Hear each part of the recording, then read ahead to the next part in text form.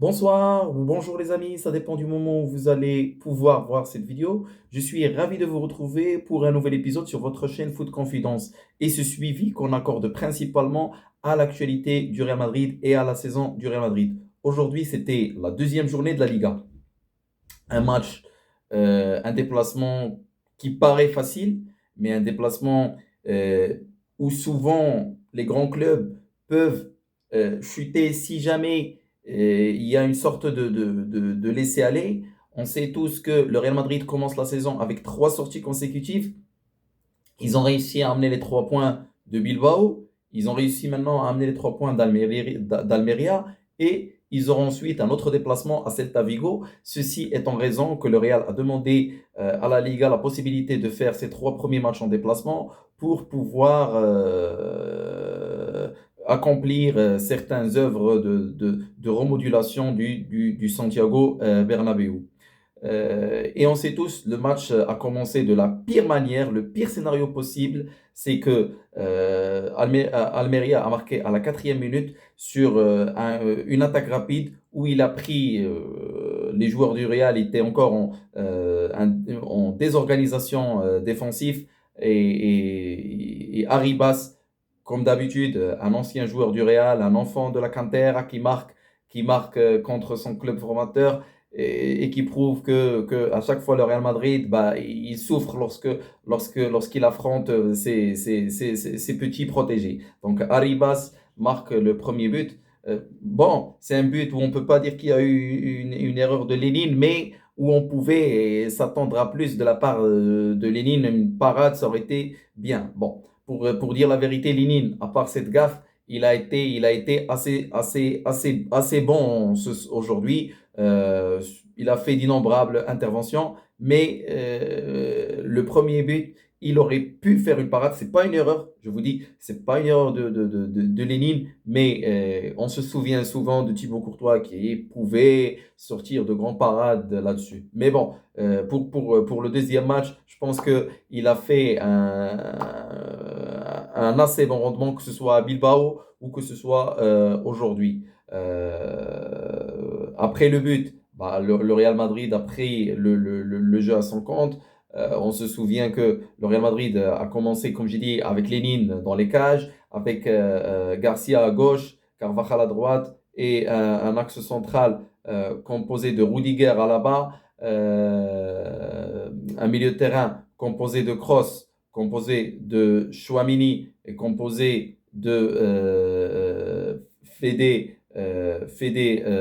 Valverde et de Jude Bellingham. Et l'attaque, il y avait un Vinicius et Rodrigo en avant. C'était un système de 4-3-1-2, mais qui changeait en 4-4-2 qui changeait en 4-4-2, il y avait une forte mobilité, il y avait aussi Bellingham qui montait en avant.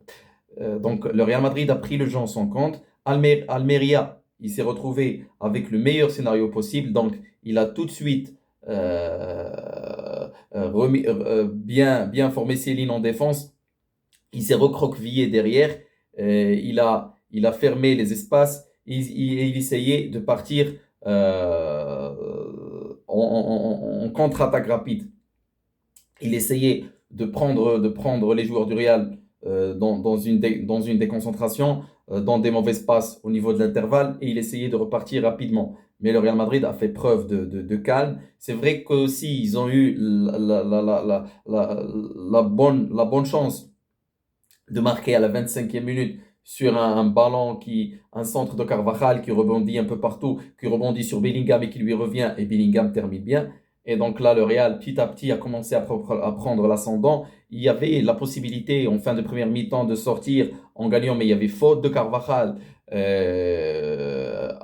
quand il a essayé de prendre le ballon. Et donc, le but de Kroos a été annulé. La deuxième mi-temps, on continue dans la même approche. Un Real Madrid qui presse et qui presse et qui presse et qui presse, mais Almeria qui était bien organisé. Mais à un certain moment, à la 70e minute, Kroos avec une passe dans l'intervalle bien dosée, bah, et Bellingham qui perce la défense et qui arrive à marquer son deuxième but et son troisième but depuis son arrivée. Jude Bellingham, c'est quelqu'un, on dirait qu'il a l'habitude de jouer avec le Real Madrid. C'est magnifique ce qu'il fait. Il s'est imposé, il s'est intégré dans le groupe. On voit qu'il imprègne le rythme de l'équipe, qu'il est le maestro sur le terrain. C'était magnifique ce qu'est en train de faire Jude Bellingham. Maintenant, pour parler de Vinicius et de Rodrigo, Vinicius, c'est vrai qu'après, il a marqué un magnifique troisième but, mais des fois, il a tendance à en faire un tout petit peu trop.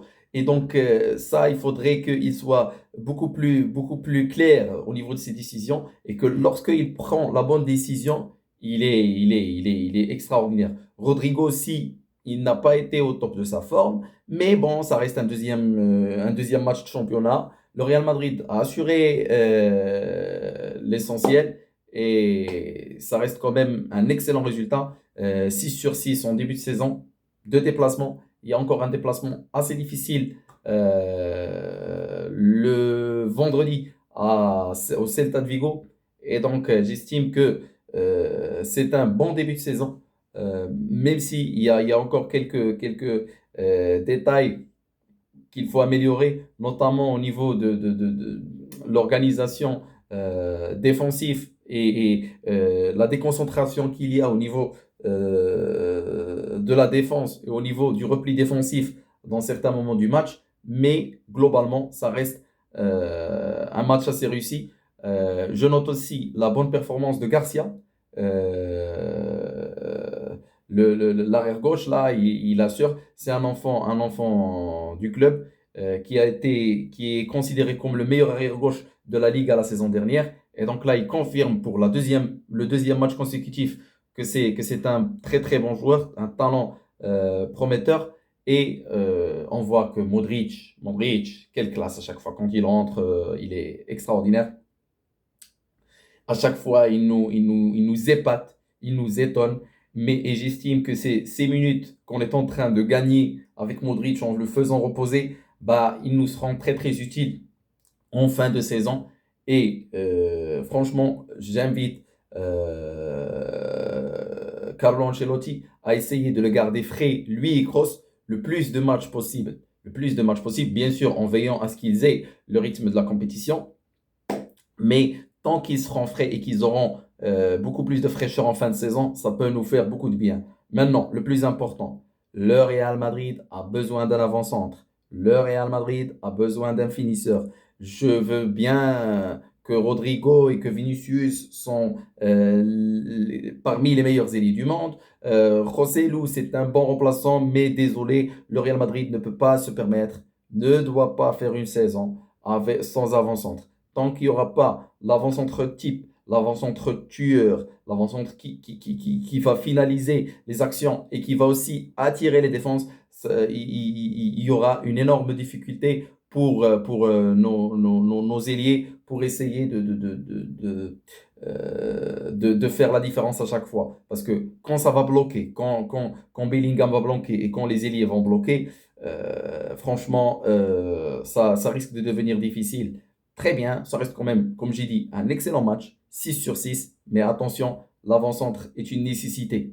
C'est pas quelque chose qu'on peut se permettre de ne pas avoir cette saison. Donc, bravo pour la deuxième victoire, 2 sur 2, 6 points, magnifique, mais attention, Pérez doit se réveiller un peu et doit essayer de recruter un bon avant-centre. Soit Mbappé si c'est possible, on le veut bien. Sinon, si c'est impossible, bah, il faut recruter un avant-centre, quel qu'il soit, à condition que ce soit un avant-centre qui nous permet au moins d'avoir une moyenne de 15, 16, 17, 18 buts. Ce serait quelque chose de très très important, de très très utile pour le club. Voilà, c'était tout pour aujourd'hui. Je vous dis merci et au revoir à un autre épisode sur votre chaîne Foot Confidence.